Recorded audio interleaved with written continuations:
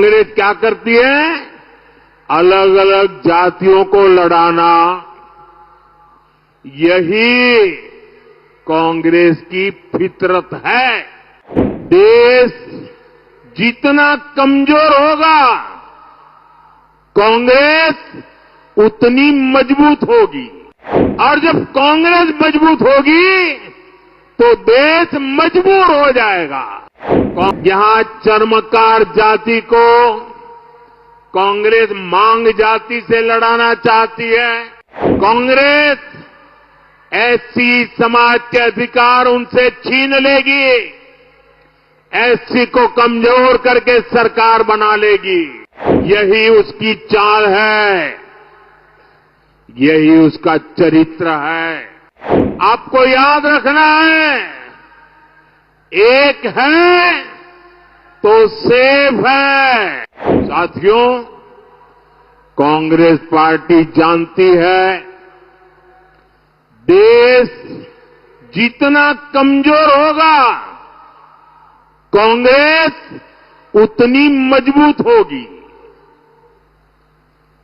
और जब कांग्रेस मजबूत होगी तो देश मजबूर हो जाएगा। इसलिए कांग्रेस क्या करती है? पिछले 75 साल का इतिहास देख लीजिए, उनके तौर तरीके, उसके सबूत ढूंढने के लिए कहीं जाने की जरूरत नहीं है, अगल बगल में मिल जाएंगे। कांग्रेस क्या करती है?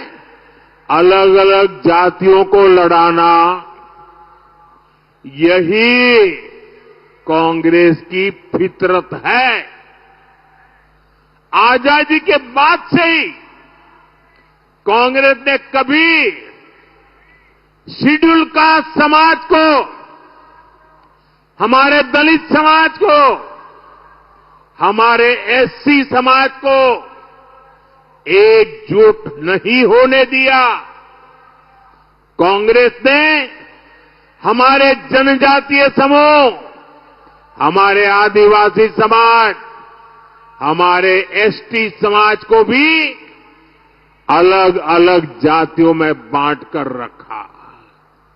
कांग्रेस ने ओबीसी नाम सुनते ही कांग्रेस चिढ़ जाती है, और ओबीसी समाज की भी अलग से पहचान न बने, इसलिए कांग्रेस ने भांति भांति के खेल खेले हैं।